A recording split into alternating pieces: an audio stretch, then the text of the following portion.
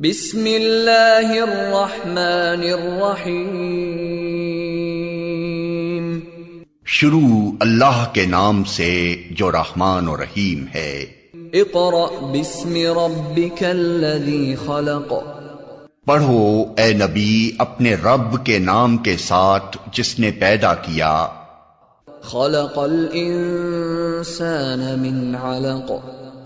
जमे हुए खून के एक लोथड़े से इंसान की तख्लीक की। इक़रा व रब्बुकल अकरम। पढ़ो और तुम्हारा रब बड़ा करीम है।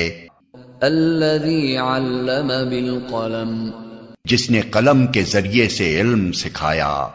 अल्लमल इंसान मा लम यअलम। इंसान को वो इल्म दिया जिसे वो न जानता था।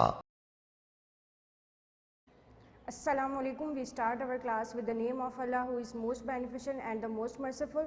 This is class 6 and this is week number 12, video number 3 and the subject is mathematics. So let's start.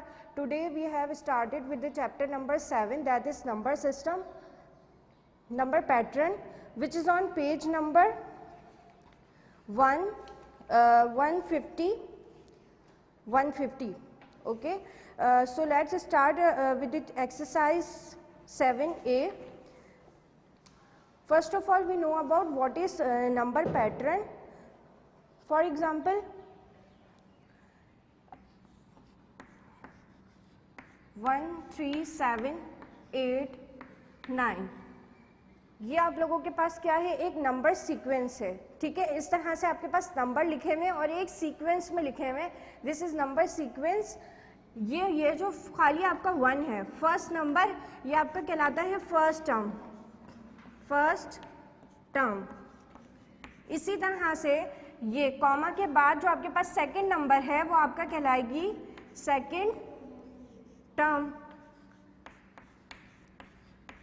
ठीक है, ये जो आपको कॉमा सेपरेट कर रहा है आपकी सीक्वेंस को, तो ये सेपरेटेड वाली सीक्वेंस जो है वो अलग अलग टर्म्स बन रही हैं। इसी तरह से अगर आपके पास इस तरह से लिखा हुआ हो 2n+3, अभी भी ये क्या है, ये जो 2n है ये आपके पास क्या है, फर्स्ट टर्म है और ये आपके पास क्या है, सेकंड टर्म है। अगर आपसे ये पूछा जाए, इस तरह से आपको नंबर सीक्वेंस दे दी जाए, पूछा जाए इसमें टोटल कितनी टर्म्स बनती हैं, तो आप सिंपल काउंट कर लें 1 2 3 4 5। तो यानी कि इस सीक्वेंस में आपके पास कितनी टर्म्स है, 5 टर्म्स है। इस चीज़ को आपने याद रखना है।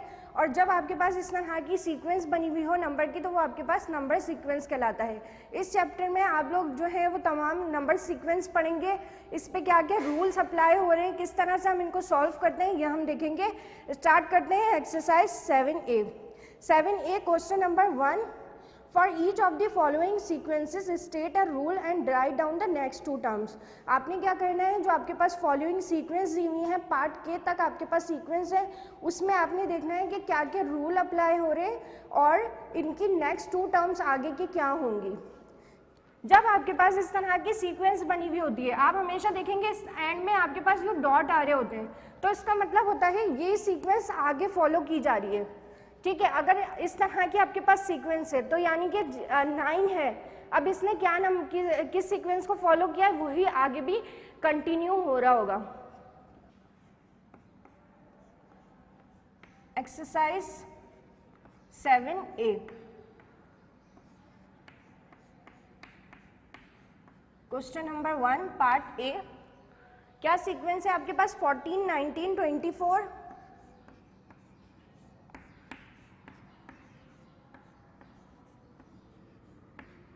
14 19 24 29 34 एंड डॉट डॉट डॉट, यानी कि जो सीक्वेंस है आपके पास यही आगे भी फॉलो की जा रही है।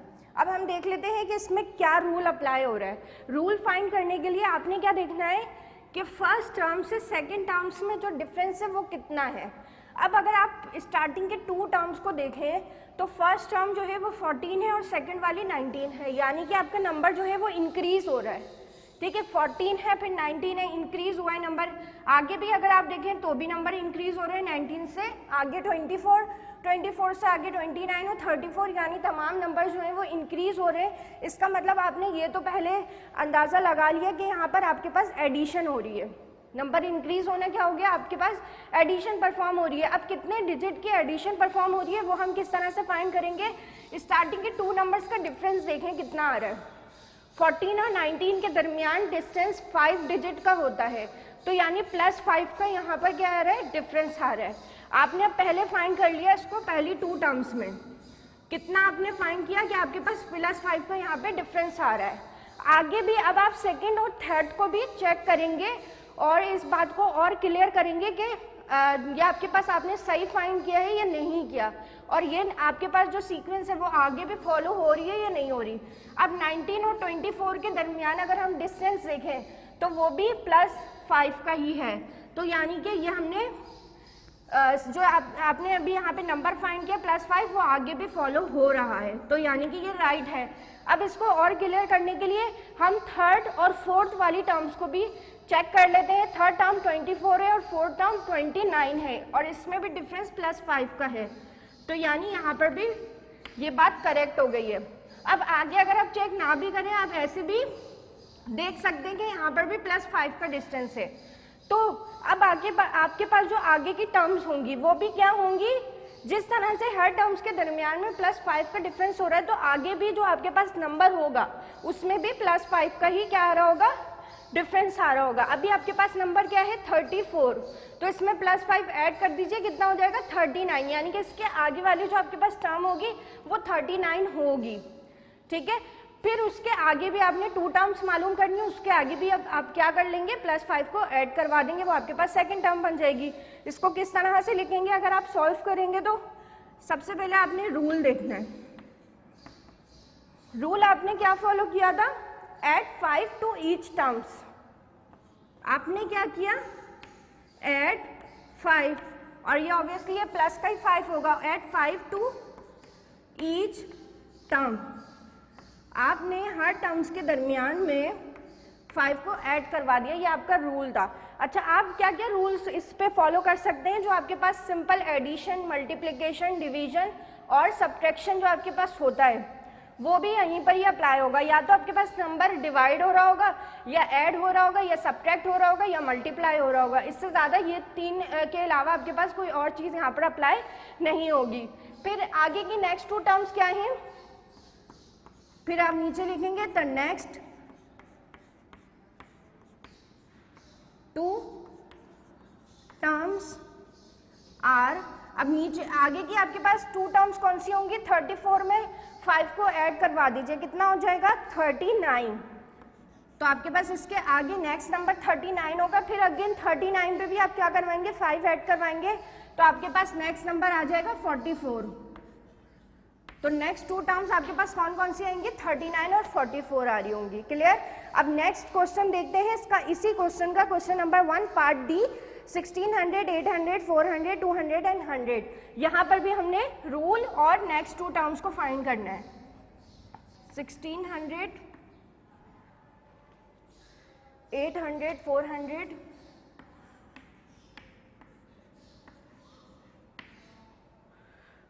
200 एंड 100। सेम यहाँ पर भी क्या करना है, रूल फॉलो करना है, और इसके आगे नेक्स्ट 2 टर्म्स है वो फाइंड करनी है। क्या करेंगे, सबसे पहले अगेन यहाँ पर देख लेंगे क्या हो रहा है। अब यहाँ पर आपके पास पहले एक बड़ा नंबर है, ग्रेटेस्ट नंबर है, और उसके बाद एक स्मॉलर नंबर है। तो आपके यहाँ पे क्या हो रहा है, या सब्ट्रैक्शन हो सकती है या डिवीजन हो सकता है। ठीक है, अब आपने और चेक करना है कि 16 और 18 इसके दरमियान में क्या डिफरेंस है। हम क्या करेंगे कि हमारे पास आगे वाली नेक्स्ट टर्म जो है, सेकेंड टर्म, वो 800 बन जाए। आप अगर 1600 को डिवाइड कर देंगे 2 से, तो क्या होगा, 2 1 are 2, 2 8 is 16 एंड 00। आपके पास नेक्स्ट टर्म क्या बन गई, 800। अब हम आगे 800 को भी चेक कर लेते हैं। 800 डिवाइडेड बाई 2 अगर मैं कर दूं, 2 1 are 2, 2 4 are 8 एंड 00, तो आपके पास थर्ड टर्म बन गई। अब आगे भी चेक कर लेते हैं। 400 divided by 2, 2 1 are 2, 2 2 are 4 and 00, तो आगे वाली आपके पास भी यही टर्म बन गई। तो इट मीन्स यहाँ जो रूल फॉलो हो रहा है वो डिवाइड 2 का फॉलो हो रहा है, यानी अगर मैं डिवाइड बाय 2 करूँ 1600 को तो मेरी नेक्स्ट टर्म जो है वो 800 ही बन रही है। आगे भी हमने चेक कर लिया है, डिवाइड 2 वाला ही रूल सब में फॉलो हो रहा है, तो ये वाली टर्म भी आपके पास डिवाइड 2 से बनी, नेक्स्ट टर्म भी किससे बनी, डिवाइडेड बाय 2, एंड ये भी आपके पास डिवाइडेड बाय 2। ठीक है, तो रूल आप क्या लिखेंगे यहाँ पर, डिवाइड ईच टर्म बाय 2, यानी आपने हर टर्म को 2 से डिवाइड कर लिया। यहाँ पर ये रूल फॉलो हो रहा है। द नेक्स्ट 2 टर्म्स आर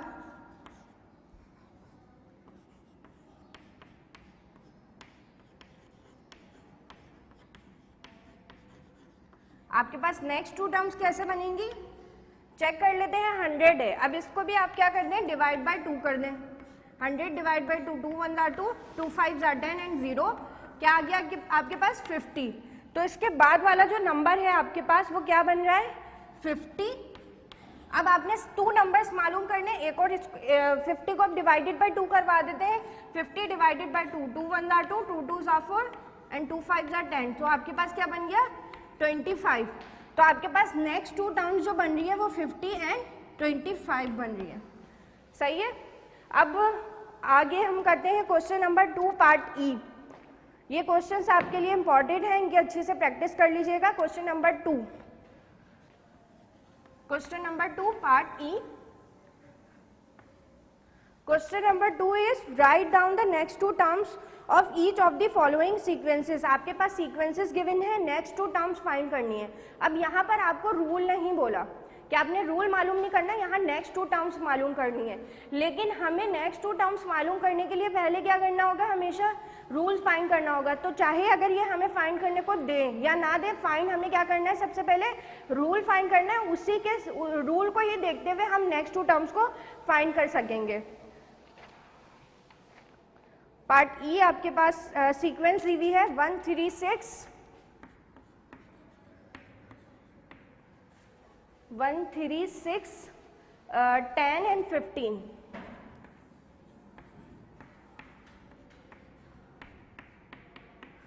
ठीक है, सबसे पहले अब यहाँ पर रूल मालूम करना है, जब भी हम आगे की 2 टर्म्स को फाइंड कर सकेंगे। रूल मालूम करने के लिए आपने क्या करना है, सीक्वेंस को देखना है। पहला आपके पास फर्स्ट टर्म जो है वो 1 है, सेकेंड टर्म 3 है, यानी नंबर आपके पास इंक्रीज हो रहे हैं सीक्वेंस में। थर्ड को भी देखें, इंक्रीज हो रहा है। प्रीवियस वाली टर्म से आगे जो आपके पास 4th टर्म है उसमें भी नंबर इंक्रीज हो रहा है प्रीवियस से, तो यानी यहाँ प्लस का आपने रूल फॉलो करना है। अब प्लस कितने डिजिट का हमने करना होगा, फर्स्ट 2 का डिफरेंस मालूम करते हैं। 1 और 3 में कितना डिफरेंस होता है, 2 का डिफरेंस होगा, तो यानी यहाँ पर आपके पास 1 में +2 कर दिया जाए तो आपके पास नेक्स्ट टर्म बन जाएगी। अब हम चेक करते हैं सेकंड टर्म और थर्ड टर्म। अगर मैं सेकंड टर्म में भी 2 को ऐड कर दूं, 3 + 2 5, तो अब मेरी ये टर्म यानी यहाँ नहीं बन रही, तो ये चीज़ यहाँ पर रॉन्ग हो रही है। यानी कि अब मुझे यहाँ +2 नहीं करना, अगर मैं +3 कर दूँ तो मेरी चीज़ राइट हो जाएगी, 6 यहाँ पर बन जाएगा। 3 में +3 किए 6 बन गया। अब हम चेक करते हैं थर्ड और फोर्थ को। थर्ड है 6 में अगर मैं 3 को ऐड कर दूँ तो 9 बन रहा है। ठीक है, ये चीज़ भी रॉन्ग हो रही है, यानी यहाँ पर आपने क्या करना है, +3 नहीं 4 करवाना है। 6 + 4 10 बन गया। अब नेक्स्ट टर्म भी देख लेते हैं। 10 में अगर मैं 4 ऐड करूँ तो 14 बन रहा है। 14 भी रॉन्ग है, यानी यहाँ पर आप +5 करवा दें तो राइट हो जाएगा। 10 + 5 क्या बन जाएगा, 15। तो सीक्वेंस क्या फॉलो हो रही है, +2, यानी हर टर्म के बाद आपने एक डिजिट अपने रूल में भी ऐड करवाना है, 2 और फिर नेक्स्ट 3 4 5। तो कॉमन सेंस की बात है, नेक्स्ट वाली टर्म क्या होगी आपके पास, 6 हो जाएगी, यानी 15 में आपने 6 ऐड करवाने हैं तो क्या हो जाएगी, आपकी नेक्स्ट टर्म बन जाएगी। अब सिंपल आपने इसका आंसर ये लिखना है, यहाँ आपको रूल लिखने की ज़रूरत नहीं है क्योंकि रूल फाइंड करने को नहीं दिया। रूल आपने अपनी नेक्स्ट टर्म्स को मालूम करने के लिए फाइंड किया है। नेक्स्ट 2 टर्म्स आर 15 में आप करवा दीजिए +6। 15 + 6 आपके पास कितना आंसर आ जाएगा, 21, ठीक है। 15 में +6 करवाए 21 बन गया। इसके आगे वाली टर्म क्या होगी, 21 में +7 करवा देंगे तो आपके पास क्या बन जाएगा 28। इसको यहां पर भी शो करवा देती हूँ। 15 में अब आपने क्या किया, 6 को ऐड करवाया 21 बना, +6 करवाया।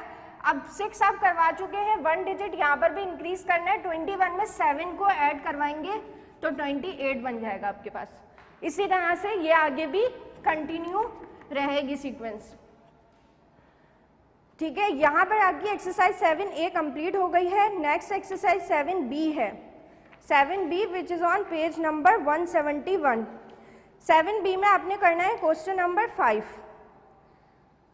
ठीक है। क्वेश्चन नंबर 5 में है the first 4 figures of sequence are as shown. आपके पास 4 फिगर्स दी गई हैं एक सीक्वेंस की। पार्ट ए में बोला जा रहा है कंप्लीट द टेबल, टेबल को कंप्लीट करना है। टेबल में क्या क्या गिवन है, number of points and number of segments. Part 2 में क्या बोला जा रहा है, hence write down the number of segments there will be when 49 point divided the given line segment.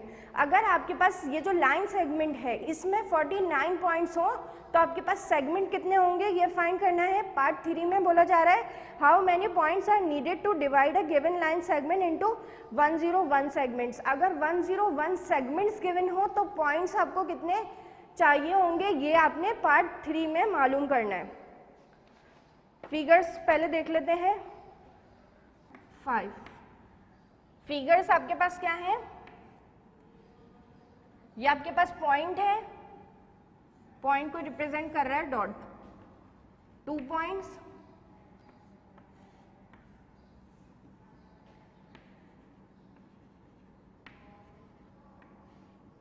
3 points,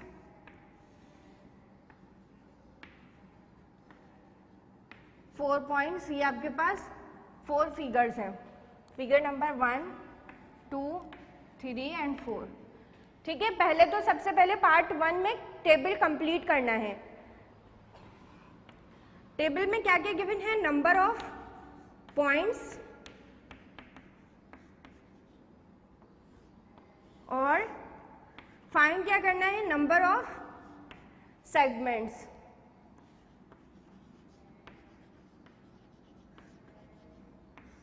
ठीक है। अब पॉइंट्स आपके पास कितने हैं टोटल, सबसे पहले आपके पास 1 पॉइंट है तो यहां पर भी आप 1 लिखेंगे। टेबल में कितने पॉइंट्स दिए गए हैं, 6 पॉइंट्स दिए गए हैं, 1, 2, 3, 4, 5, 6। फिगर में जबकि 4 पॉइंट्स हैं, फिगर आपको 4 दी गई है, 4 दी गई है। जो आपके पास नंबर ऑफ पॉइंट्स पूछे जा रहे हैं वो 6 तक पूछे जा रहे हैं कि अगर 6 पॉइंट्स होंगे तो नंबर ऑफ सेगमेंट्स कितने होंगे। अब यहाँ पर इन्होंने हिंट भी दे दी है क्वेश्चन में कि सेगमेंट्स आपके पास हमेशा क्या होंगे, 1 + 1 = 2 और 2 + 1 = 3। ये आपको एक हिंट दी गई है जिसमें बोला जा रहा है कि नंबर ऑफ पॉइंट्स में हमेशा आपने अगर 1 को ऐड करवा दिया तो नंबर ऑफ सेगमेंट्स बन जाएंगे। अब इसको हम फिगर में भी देख लेते हैं। सेगमेंट्स आपके पास कैसे बनेंगे, नंबर ऑफ पॉइंट तो 1 है फिगर में। अब मैं इस फिगर को डिवाइड करती हूँ। फिगर कितने पार्ट्स में डिवाइड हो रही है, एक यहाँ से लेके यहाँ तक का डिस्टेंस है और फिर यहीं से लेकर आगे तक का ये डिफरेंस है। तो ये आपके पास क्या बन गए, सेगमेंट्स बन गए। यहाँ से यहाँ तक और फिर यहाँ से यहाँ तक कितने सेगमेंट्स आ रहे हैं, इसके 2 सेगमेंट्स आ रहे हैं। इसको आपने फिगर में भी चेक कर लिया। अब जब जहाँ पर 2 पॉइंट्स होंगे कितने सेगमेंट्स बनेंगे, यहाँ से फर्स्ट पॉइंट तक का डिफरेंस, फर्स्ट पॉइंट से सेकंड पॉइंट तक का डिफरेंस और सेकंड पॉइंट से लास्ट तक का डिफरेंस। कितने सेगमेंट्स हो गए, 3 सेगमेंट्स हो गए। पॉइंट 3 में भी चेक कर लें, 1, 2, 3, 4, तो कितने सेगमेंट्स आ रहे हैं, 4। अब इस चीज को आपने याद रखना है कि नंबर ऑफ पॉइंट्स जब 1 होंगे तो सेगमेंट आपके एक ज्यादा होगा यानी कि 2 होगा। नंबर ऑफ पॉइंट्स हमेशा कम होंगे, नंबर ऑफ सेगमेंट्स हमेशा ज्यादा होंगे। अब इसको आप ऐसे ही फाइंड कर लें, अगर 3 है तो क्या हो जाएगा 4, 4 है तो 5, 5 है तो 6, 6 है तो 7। इस तरह से आपने क्या कर लिया, फाइंड कर लिया। और बाकी आप इसको ऐसे भी शो करवा दें कि 3 + 1 किया आपने तो 4 आया, 4 + 1 किया तो 5 आया। ठीक है, ये आपके पास पार्ट 1 कंप्लीट हो गया। पार्ट 2 देखते हैं। अगर आपके पास 49 पॉइंट्स हों तो सेगमेंट्स कितने होंगे, यानी ये जो आपके पास डायग्राम्स बनी हुई थी इसमें अगर 49 पॉइंट्स हो जाएं तो सेगमेंट कितने होंगे, ऐसे ही आप लोग बता सकते हैं। 49 होंगे, सेगमेंट एक साथ होगा, हमेशा कितना होगा 50 हो जाएगा। लेकिन हमें इसको क्या करना है, प्रॉपर सॉल्व करना है। किस तरह से सॉल्व करेंगे इसको, सॉल्यूशन का हेड दिया आपने, let the number of points be n। आपने एक वेरिएबल ले लिया n और सपोज कर लिया कि नंबर ऑफ पॉइंट्स को रिप्रेजेंट कर रहा है। नंबर ऑफ सेगमेंट्स के लिए क्या करेंगे, number of segments is equal to n + 1। Segments में हमेशा क्या हो रहा है, +1 को हम ऐड करवा रहे हैं। अब आपके पास अगर व्हेन गिवन कितना है पार्ट 2 में, जो आपके पास पॉइंट की वैल्यू है 49, when n is equal to 49। अगर आपके पास n 49 हो जाए तो सेगमेंट कैसे निकालेंगे, number of segments is equal to n की जगह पर 49 पुट कर दिया, 49 + 1, 49 + 1 इज 50। तो नंबर ऑफ सेगमेंट्स कितने आ गए, 50 आ गए। थर्ड में देख लीजिए, थर्ड में आपको पॉइंट गिवन किए गए हैं। How many points are needed to divide a line segment into 101 segment. अब पॉइंट्स लाइन सेगमेंट आपको दिए गए हैं कितने, 101, और पूछा जा रहा है कि पॉइंट्स कितने होंगे। सेगमेंट्स में से पॉइंट को फाइंड करना है, तो पॉइंट्स में क्या करेंगे आप, सेगमेंट से हमेशा कम होता है पॉइंट, तो 101 में से 1 को माइनस करवा देंगे, कितना आंसर आ जाएगा, 100 आ जाएगा। सॉल्व कर लें इसको भी।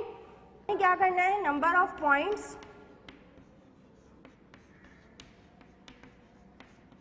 इज इक्वल टू कितने पॉइंट्स आपने कितने सेगमेंट्स हैं, 101। नंबर ऑफ पॉइंट्स मालूम करने के लिए क्या करवा देंगे, -1 करवा देंगे। 101 - 1 100, तो 101 सेगमेंट होंगे तो पॉइंट्स आपके पास कितने आ जाएंगे, 100 आ जाएंगे। यही आपका आंसर है। यहाँ पर आपकी एक्सरसाइज 7B कंप्लीट हो गई है। नेक्स्ट चैप्टर आप लोगों का, यहाँ पर आपका चैप्टर नंबर 7 कंप्लीट हो गया है। यही क्वेश्चंस आपके लिए इम्पॉर्टेंट हुए हैं। असेसमेंट में भी आपके यही क्वेश्चंस इंक्लूड हैं और पेपर के लिए भी इम्पॉर्टेंट है। इसकी अच्छे से प्रैक्टिस कर लीजिएगा। नेक्स्ट नेक्स्ट चैप्टर नंबर 14 है। ओके स्टूडेंट्स, चैप्टर नंबर 14 आपके पास, चैप्टर नंबर 14 इसका नेक्स्ट चैप्टर है which is on page number 339। 14A आपके पास फर्स्ट एक्सरसाइज 14A, जिसका क्वेश्चन नंबर 1 हमें करना है। Question number 1 is express each of the following in centimetre cube. आपने क्या करना है, जो आपके पास क्वेश्चंस में मीटर में वैल्यूज हैं उनको सेंटीमीटर में कन्वर्ट करना है।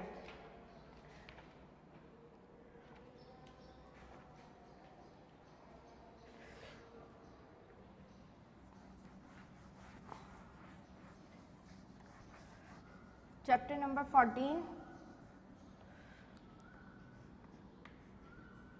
Exercise 14A, question number 1 part A. Question number 1 में आपके पास क्या क्या वैल्यूज हैं,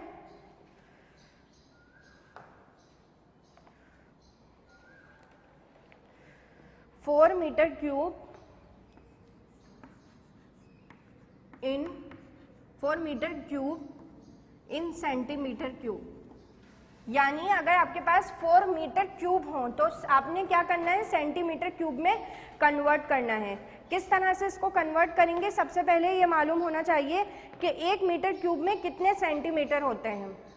1 मीटर में आपके पास 100 सेंटीमीटर होते हैं, तो आपने क्या करना है, 100 का अगर आप क्यूब ले लें, क्योंकि यहाँ पर वैल्यूज किस में गिवन है, क्यूब में गिवन है, तो 100 का आप क्यूब ले लेंगे अगर, तो आपके पास क्या आ जाएगा, 10 लाख। तो यानी 1 मीटर क्यूब के अंदर 10 लाख सेंटीमीटर क्यूब होते हैं। Solve 1 metre cube is equal to 10 lakh centimetre cube. अब वैल्यू कितनी है 4, तो आप क्या करें 4 से मल्टीप्लाई करवा दें दोनों साइड्स को। 4 multiply by 1 metre cube and 4 multiply by 10 lakh centimetre cube. 4 metre cube is equal to 40 lakh centimetre cube. यानी कि 4 मीटर क्यूब के अंदर आपके पास 40 लाख सेंटीमीटर क्यूब होते हैं। यही आपका क्या है आंसर है। बस आपने कन्वर्जन याद रखनी है कि 1 मीटर के अंदर कितने सेंटीमीटर होते हैं। फिर आपके पास अगर स्क्वायर मालूम करने के लिए दे दिया जाए तो आप क्या करेंगे 100 का स्क्वायर लेकर जो वैल्यू आएगी उससे मल्टीप्लाई करवा देंगे और क्यूब में भी बिल्कुल ऐसा ही काम करेंगे। क्वेश्चन नंबर 1 आपका यहाँ कंप्लीट हो गया है। नेक्स्ट क्वेश्चन है question number 3। For each of the following cuboids find its volume its total surface area. काफ़ी सारे क्यूबाइड्स आपके पास इस क्वेश्चन में गिवन है, लेकिन हम इसका सिर्फ और सिर्फ पार्ट ए करेंगे, वही आपके पास क्वेश्चन में भी इंक्लूड था। पार्ट ए में आपने पार्ट ए के क्यूबाइड का वॉल्यूम और सरफेस एरिया मालूम करना है। अच्छा, वॉल्यूम आपके पास क्या होता है, कोई भी ऑब्जेक्ट किसी भी ऑब्जेक्ट ने कितनी जगह ऑक्यूपाई की हुई है वो आपके पास उसका वॉल्यूम कहलाता है। यानी कोई भी ऑब्जेक्ट है आपके पास, बुक्स हो गई, कोई भी चीज़ हो गई, उसने कोई ना कोई जगह क्या की हुई होती है ऑक्यूपाई की हुई होती है, और वो जो जगह ऑक्यूपाई की हुई है उसकी वो क्या कहलाता है वॉल्यूम कहलाता है। क्यूबाइड आपके पास किस शेप में है,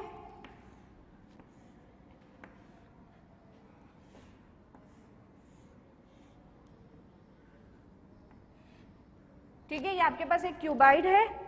क्या क्या वैल्यूज हैं 6 सेंटीमीटर। 6 सेंटीमीटर आपके पास क्या होगा, ये इसकी लेंथ कहलाएगी, और ये आपके पास क्या कहलाएगी इसकी विड्थ, और इसको ब्रेथ भी बोलते हैं, विड्थ भी बोलते हैं।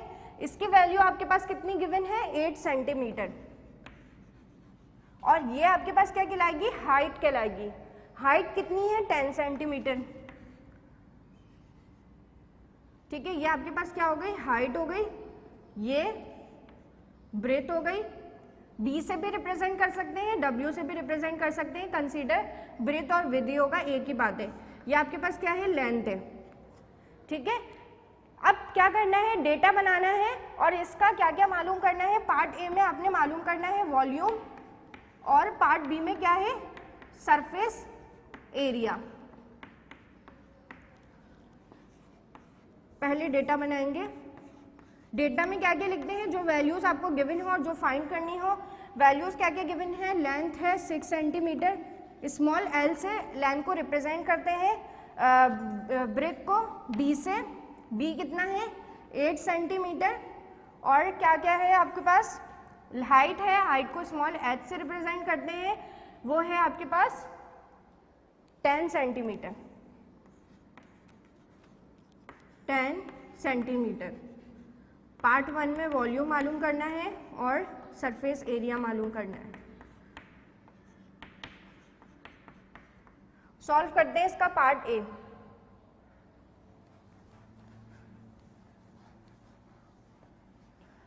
पार्ट ए में क्या मालूम करना है वॉल्यूम। वॉल्यूम का फॉर्मूला क्या होता है, volume is equal to length multiply by breadth multiply by height.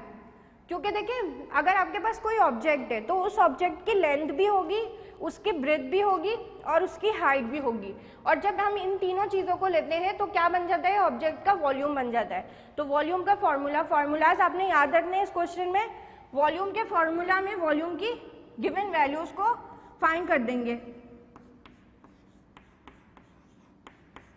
L है 6 मल्टीप्लाई बाय 8 मल्टीप्लाई बाय 10।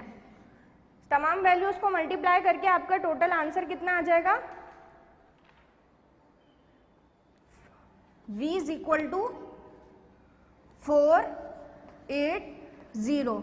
अब यूनिट इसकी क्या होगी, वॉल्यूम है, वॉल्यूम में क्या क्या है 3 चीजें आपके पास, लेंथ है, ब्रेथ है और हाइट है।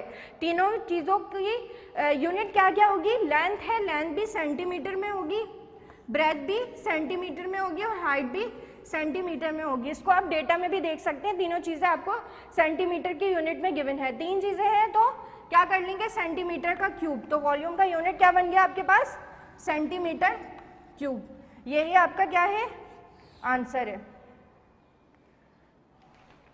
इसका हमें पार्ट 1 सॉल्व करना है, ठीक है। क्वेश्चन नंबर 3 पार्ट ए और उसका सब पार्ट 1। नेक्स्ट क्वेश्चन है आपके पास question number 6, a rectangular block of metal is 0.24 metre long. एक रेक्टेंगुलर ब्लॉक है और उसकी आपके पास लेंथ दी हुई है 0.24 मीटर, 0.19 मीटर वाइड, उसके वेट या फिर ब्रेथ उसकी कितनी है 0.19 एंड 0.15 मीटर हाई, और उसकी हाइट कितनी है 0.15 मीटर।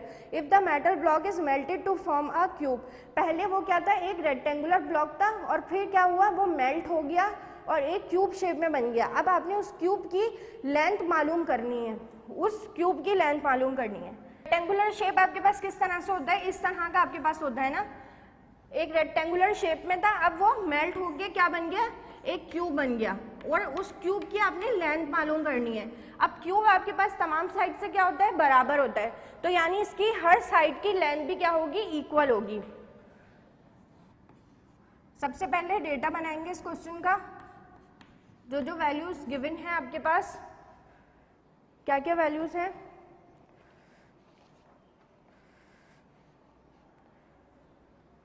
लेंथ है 0.24 मीटर,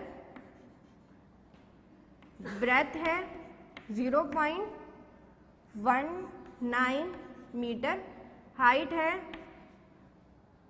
0.15 मीटर, ठीक है।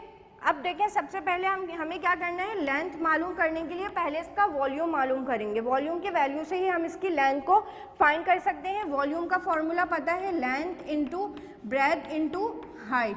लेंथ की वैल्यू कितनी है 0.24 मल्टीप्लाई बाय 0.19 मल्टीप्लाई बाय 0.15, सबको मल्टीप्लाई कर लेंगे, टोटल आंसर आपके पास कितना आएगा, V इज इक्वल टू 0.00684 और यहाँ पर सारी वैल्यूज किस में है, मीटर में है, तो वॉल्यूम भी किस में हो जाएगा, मीटर क्यूब में। वॉल्यूम मालूम कर लिया अब आपने। अब आपको पता है कि क्यूब के लेंथ का फॉर्मूला क्या होता है, इसको ऐसे लिख लें, फॉर क्यूब फॉर्मूला आपको पता है कि volume is equal to length का क्यूब। ये आपके पास क्यूब की लेंथ का फॉर्मूला होता है, क्योंकि क्यूब में आपके पास तीनों साइड जो है वो बराबर होती हैं, इसलिए जो वॉल्यूम होता है वो बराबर होता है तीनों साइड के। तीनों साइड का आपने क्या कर लिया, सम कर लिया, तो वो क्यूब बन गया, क्योंकि क्यूब में तमाम साइड जो है वो इक्वल होती हैं। अब वॉल्यूम के वैल्यू को यहाँ पर पुट कर देंगे। वॉल्यूम की वैल्यू है कि 0.00684 is equal to length cube. अब आपने क्या करना है, लेंथ मालूम करनी है, तो क्यूब को यहाँ से क्या करना होगा, हटाना होगा, रिमूव करना होगा। क्यूब को रिमूव करने के लिए क्या करेंगे, बोथ साइड पे क्यूब रूट अप्लाई कर देंगे। Apply cube root on both side. अच्छा, हम कभी भी एक साइड पर रूट को अप्लाई नहीं कर सकते, जैसे हमने सिर्फ इस साइड पर रूट अप्लाई किया और कैंसिल कर दिया क्यूब को, ऐसा नहीं हो सकता। अगर आप सपोजिशन कर रहे हैं तो दोनों साइड्स पर आपको अप्लाई करना होगा, यानी इस पर भी, इस साइड पर भी आपकी लेफ्ट हैंड साइड पर भी क्यूब रूट अप्लाई होगा और राइट हैंड साइड पर भी। क्यूब रूट आपके पास किस शेप में होता है, याद रखिएगा, रूट और उसके आगे आपके पास इस तरह से क्यूब लगा हुआ होता है, तो ये आपके पास क्या होता है, क्यूब रूट होता है। अगर ये क्यूब ना हो तो ये सिंपल क्या होगा, एक स्क्वायर रूट होगा, इसकी वैल्यू स्क्वायर होती है।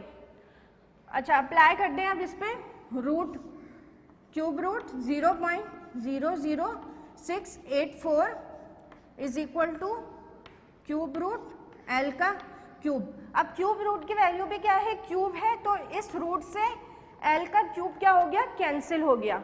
अब सिंपल वहाँ क्या बन गया, एल बच गया यहाँ पर। और अब आप इस वैल्यू पर भी क्यूब रूट अप्लाई करेंगे। क्यूब रूट अप्लाई आप सिर्फ और सिर्फ कैलकुलेटर के थ्रू कर सकते हैं। कैलकुलेटर में जहाँ आपके पास रूट का ऑप्शन हो वहाँ पर शिफ्ट प्रेस करके रूट प्रेस कीजिएगा। अगर आप सिर्फ और सिर्फ रूट प्रेस करेंगे तो वो एक स्क्वायर रूट होता है, अगर शिफ्ट प्रेस करने के बाद रूट प्रेस करेंगे तो वो क्यूब रूट आएगा आपका। अब क्यूब रूट अप्लाई कर दें 0.00684, आंसर आ जाएगा 0.1898 और यहाँ से जब क्यूब कैंसिल हो गया तो सिर्फ क्या बच गया, एल बच गया। एल का आपके पास ये आंसर आ गया। इस आंसर को अप्रोक्सीमेट कर लें, 9 यहाँ से एक वैल्यू को क्या कर देगा, इंक्रीज कर देगा, तो क्या बन जाएगा 0.190 इज इक्वल टू एल और यूनिट भी आप इसके साथ में लगा लें। फाइनल आंसर यहाँ पर लिख रही हूँ, एल इज इक्वल टू 0.190 और एल कितना हो जाएगा आपके पास, यूनिट क्या आएगी एल की, जब सब मीटर में तो लेंथ भी मीटर में ही होगी। एल आपने मालूम करना था यहाँ पर लेंथ में, तो क्यूब की लेंथ इतनी है और क्यूब के सब साइड्स इक्वल होती हैं तो सब पर यही वैल्यू अप्लाई होगी। अब नेक्स्ट क्वेश्चन है इसका क्वेश्चन नंबर 12। क्वेश्चन में क्या है, a metal cube has a volume of 64 centimetre cube. एक मेटल का क्यूब है जिसका वॉल्यूम है 64 centimetre cube. It is to be painted on all its faces. Cube है इस शेप में होगा, तो टोटल क्यूब की कितनी फेसेस होती हैं,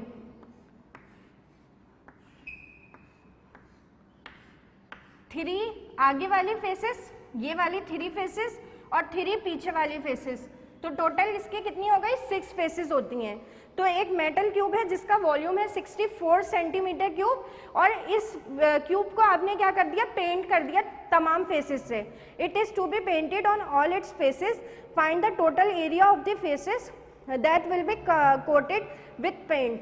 यानी कि इस क्यूब को आपने हर तरफ से क्या कर दिया, पेंट कर दिया कलर से, और बोल रहे हैं कि आपने इसका टोटल एरिया मालूम करना है कि टोटल कितने एरिया में जो है वो कलर जो है वो कोट हुआ हुआ है, कितना कलर इस पे लगा है, उसका टोटल एरिया मालूम करना है। इस क्वेश्चन में भी आपने सबसे पहले डेटा बनाना है।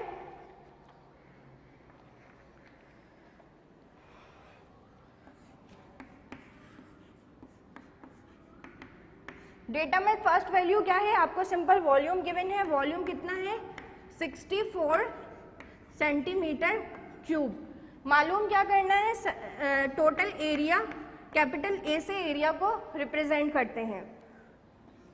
अब मुझे बताइए कि वॉल्यूम टोटल क्यूब का कितना वॉल्यूम होता है। अभी हम प्रीवियस क्वेश्चन में भी कर चुके हैं कि क्यूब का वॉल्यूम आपके पास लेंथ ऑफ क्यूब के बराबर होता है, तो यानी volume is equal to length of cube. ये आपके पास क्यूब का वॉल्यूम का फॉर्मूला है। वॉल्यूम के गिवन वैल्यू यहाँ पुट कर देंगे, वॉल्यूम कितना है 64 is equal to L cube. अब यहाँ पर भी वही काम करेंगे जो प्रीवियस क्वेश्चन में किया है, क्यूब रूट अप्लाई करके बोथ साइड्स के क्यूब को कैंसिल कर देंगे। 64 का cube root is equal to cube root of L cube, cube से रूट कैंसिल, यहाँ पर ये भी लिख लें, अप्लाई क्यूब रूट,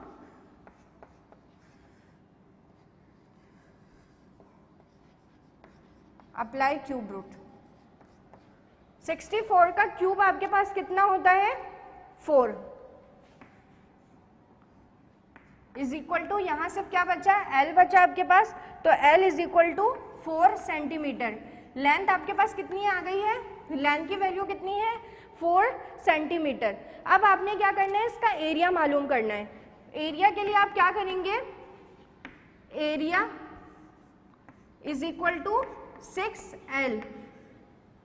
अभी मैंने आपको बताया कि क्यूब की कितनी साइड्स होती हैं, 6 साइड्स होती हैं, 6 फेसेस होते हैं, तो यानी आपने 6L से क्या कर लिया, इसका एरिया बना लिया, इसके एरिया का फॉर्मूला बना लिया। Area is equal to 6L, area is equal to 6L की वैल्यू फाइंड कर चुके हैं 4, ब्रैकेट लगा के वैल्यू पुट कर दी, 6 4 ज़ा, अच्छा नहीं, यहाँ पर क्या है 6L क्यूब है, एरिया का फॉर्मूला कितना है 6L क्यूब। अब 4 पर भी आपने क्या करना है, क्यूब अप्लाई करना है, 6 मल्टीप्लाई बाय 4 का क्यूब कितना हो गया, 4 4 ज़ा 16, 16 मल्टीप्लाई बाय 6, टोटल आंसर आ जाएगा 96। और एरिया है, तमाम वैल्यूज़ किस में है, सेंटीमीटर में है, तो एरिया का भी आपके पास यूनिट सेंटीमीटर में होगी और सेंटीमीटर का स्क्वायर। एरिया हमेशा किस फॉर्म में होता है, स्क्वायर की फॉर्म में होता है, तो इसलिए हमने यहाँ पर भी स्क्वायर लगाया और उसकी यूनिट पे भी स्क्वायर लगाया। यहाँ पर हमारी एक्सरसाइज 14A कंप्लीट हो गई है। नेक्स्ट एक्सरसाइज है 14B।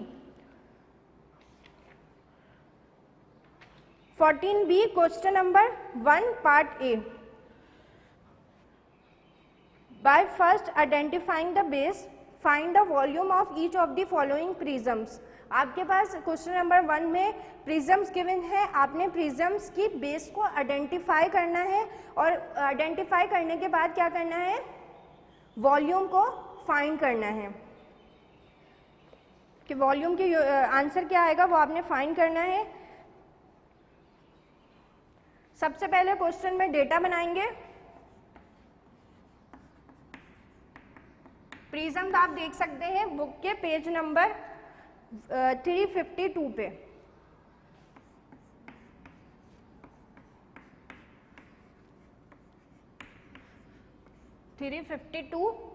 डेटा में आपके पास क्या क्या गिवन है, हाइट आपके पास है 120 centimetre,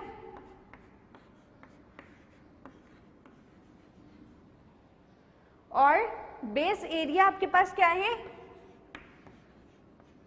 base area is equal to area of trapezium. Prism किस शेप में है, एक ट्रेपेजियम के शेप में है।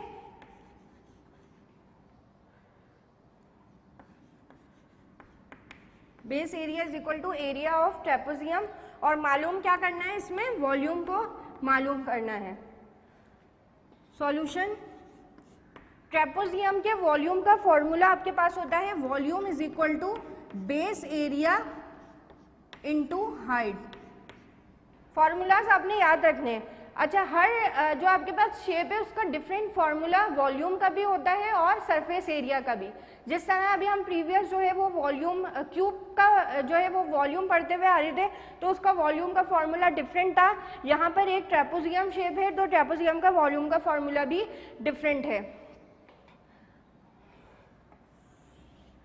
अब यहाँ पर क्या किया आपने, बेस एरिया किसका है, ट्रेपेजियम का है। ट्रेपेजियम का बेस एरिया कितना होता है आपके पास, हाफ b इंटू एच।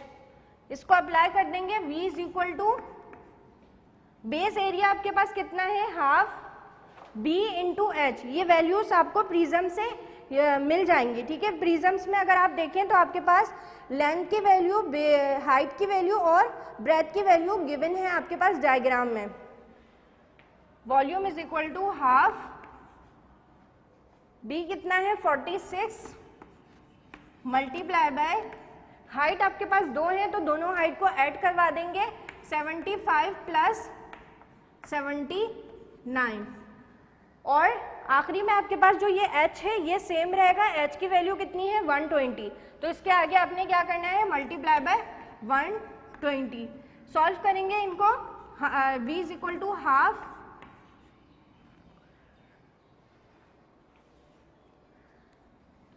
ठीक है। इन वैल्यूज को मल्टीप्लाई करके यहाँ पर आपके पास टोटल आंसर कितना आ रहा है, 23 मल्टीप्लाई बाय 134 मल्टीप्लाई बाय 120। आप चाहें तो इसको डायरेक्ट कैलकुलेटर में भी रख के सॉल्व कर सकते हैं, वरना इसका फर्स्ट स्टेप क्या होगा, पहले आपने ब्रैकेट वाली वैल्यूज को सॉल्व करना है। 75 में 79 को ऐड करना है, जो आंसर आएगा 46 से मल्टीप्लाई करना है, फिर जो आंसर आएगा उसको हाफ से भी मल्टीप्लाई करना है, और जो आंसर आएगा उसको 120 से मल्टीप्लाई करना है। टोटल आंसर आपके पास आ जाएगा 36984 सेंटीमीटर क्यूब।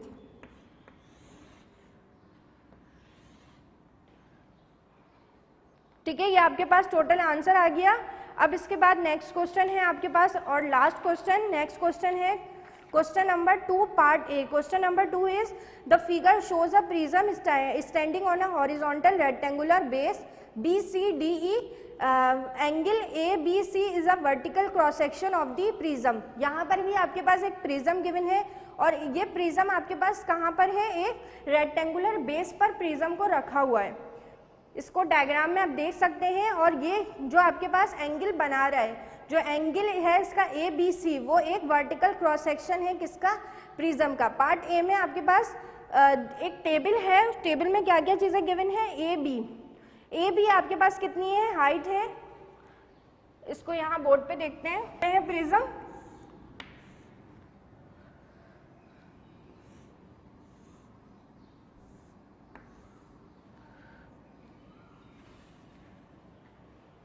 प्रिज्म वैसे आपके पास इस शेप में होता है, ये आपके पास 2 डायमेंशनल बन रहा है तो इस तरह से इसकी शेप ये हो रही है, वरना प्रिज्म आपके पास इस शेप में होता है। अच्छा, ये यहाँ पर एक सपोजिशन लाइन भी है और इसको रिप्रेजेंट किया जा रहा है ई से, और यही आपके पास क्या शो कर रही है कि ये एंगल को मेजर कर रही है। वैल्यूज़ किससे रिप्रेजेंट की गई हैं, A B C and D. अच्छा, टेबल में क्या क्या है, ए बी है, ए बी का डिस्टेंस कितना है जो आपको गिवन है 3 सेंटीमीटर, और ये आपके पास ए बी, ये आपके पास क्या कहलाएगा, हाइट कहलाएगा। तो इसको हम क्या बोलेंगे, ए बी के डिस्टेंस को हाइट से मेजर करेंगे। फिर आपके पास सेकंड कॉलम में क्या है, बी सी, यानी बी और सी अब आपके पास ये नीचे वाली साइड है तो ये आपके पास क्या कहलाएगी, बेस कहलाएगी, B C is base. Third column में क्या है, सी डी, सी डी आपके पास क्या रिप्रेजेंट कर रहा है, विड्थ को रिप्रेजेंट कर रहा है, जिसको आप कैपिटल एच से रिप्रेजेंट कर रहे हैं। नेक्स्ट आपके पास कॉलम में क्या है, area of delta A B C, delta means triangle, जो आपके पास ये एंगल बना रहा है वो उसकी वैल्यू आपके पास फोर्थ कॉलम में गिवन है जो कि है 7 सेंटीमीटर। नेक्स्ट आपके पास क्या है, वॉल्यूम ऑफ प्रिज्म, यानी ये जो आपके पास प्रिज्म है इसका कितना वॉल्यूम है वो भी आपने क्या करना है, मालूम करना है। पार्ट ए में क्या क्या वैल्यूज हैं, हाइट है, कितनी है हाइट, 3 सेंटीमीटर। नेक्स्ट है ब्रेथ, ब्रेथ कितनी है, 4 सेंटीमीटर। और थर्ड आपके पास क्या क्या है, हाइट है, हाइट कितनी है, 7 सेंटीमीटर। और आगे के 2 कॉलम्स आपके पास जो हैं, area of delta A B C, volume of prism, वो आपने फाइंड करने हैं। अब इसको किस तरह से हम सॉल्व करेंगे, h is equal to 3 centimetre, breadth is equal to 4 centimetre, height is equal to 7 centimetre, base area मालूम करना है और वॉल्यूम मालूम करना है। ठीक है, जो वैल्यूज आपको गिवन है, जो आपने फाइंड करनी है वो आपने डेटा में लिख लिया। अब बेस एरिया के लिए हम क्या करेंगे, for base area, B A means base area, base area is equal to half B into H. Formula क्या है बेस एरिया का, जो आपके पास एरिया ऑफ ट्राइंगल का फॉर्मूला होता है हाफ बी इंटू एच। अब b और h की जगह पर जो वैल्यूज हैं, गिवन वैल्यूज, वो आपने पुट करनी है। Base area is equal to half multiply by b is 4 centimetre, 4 multiply by h, height is 3 centimetre. इन वैल्यूज को क्या किया आपने, मल्टीप्लाई कर दिया। टोटल आंसर आपके पास कितना आ जाएगा, base area is equal to 6 centimetre square. Area है, एरिया की यूनिट में क्या आता है, स्क्वायर आता है, तो इसलिए इसकी यूनिट हम क्या लिखेंगे, सेंटीमीटर स्क्वायर। इसको आप ऐसे भी देख सकते हैं, 2 1 = 2, 2 2 = 4, यहाँ पे क्या बचा 2, 2 मल्टीप्लाई बाय 3, 2 3 = 6। टोटल आंसर क्या आ गया, बेस एरिया का 6 आंसर आ गया। अच्छा, अब नेक्स्ट आपने क्या फाइंड करना है, इसका वॉल्यूम फाइंड करना है। वॉल्यूम किस तरह से फाइंड करेंगे, फॉर वॉल्यूम, वॉल्यूम का फॉर्मूला क्या होता है, base area, volume is equal to base area into H. Base area में वैल्यू जो आप अभी फाइंड कर चुके हैं वही वैल्यू हम यूज करेंगे।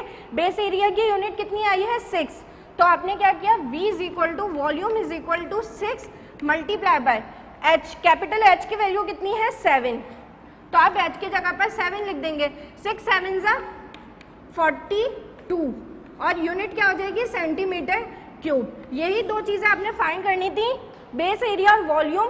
आंसर आपके पास आ गए हैं। यहाँ पर हमारी एक्सरसाइज कंप्लीट हो गई है, एक्सरसाइज 14 भी। अब देखते हैं असेसमेंट क्या क्या है हमारे, जो आपके पास इन चैप्टर से रिलेटेड असेसमेंट है वो उसमें सबसे पहला क्वेश्चन आपके पास एमसीक्यूज का है। एमसीक्यूज किस टाइप के हो सकते हैं? The area of square is, square का एरिया क्या होता है? ऑप्शंस अगर आपके पास गिवन हो, L square, option A, option B, B H, pi R square,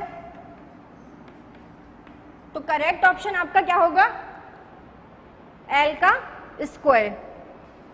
next आपके पास क्या है? सीक्वेंस गिवन है 2, 5, 8, 11,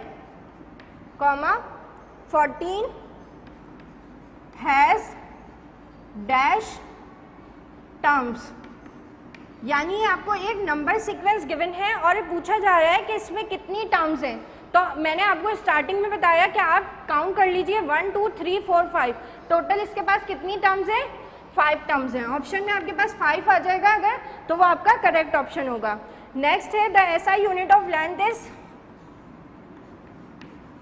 the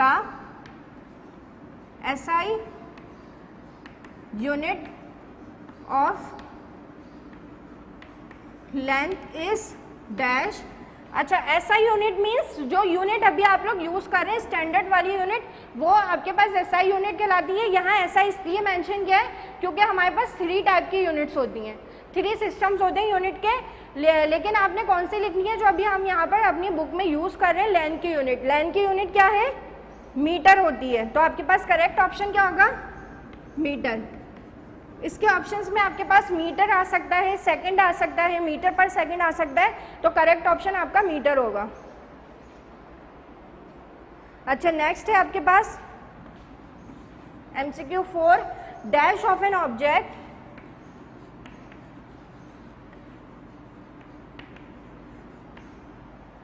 is the amount of a space, is the amount of a space it occupies।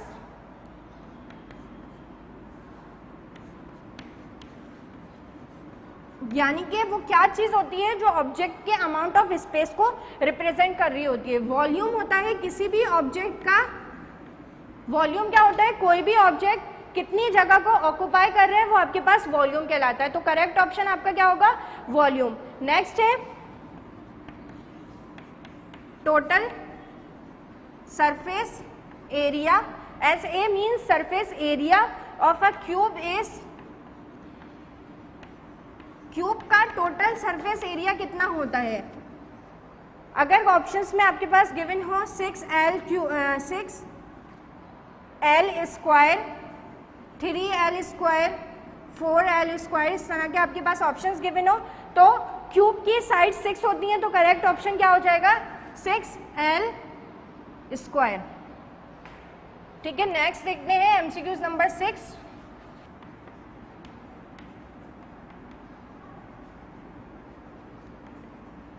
इस dash half of the diameter आपके पास क्या होता है? रेडियस।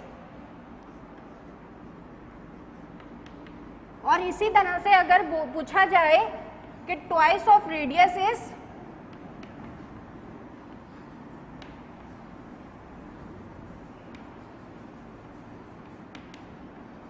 इस डैश, तो आपके पास क्या बन जाएगा? Twice of radius diameter.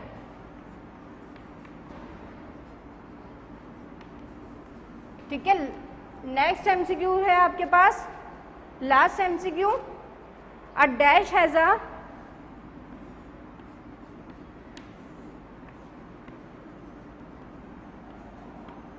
Uniform